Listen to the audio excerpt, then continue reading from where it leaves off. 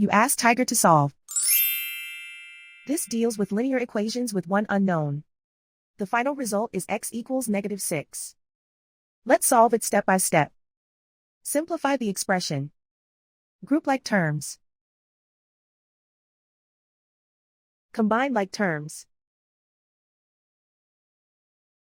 Group all constants on the right side of the equation. Add 6 to both sides. Simplify the arithmetic.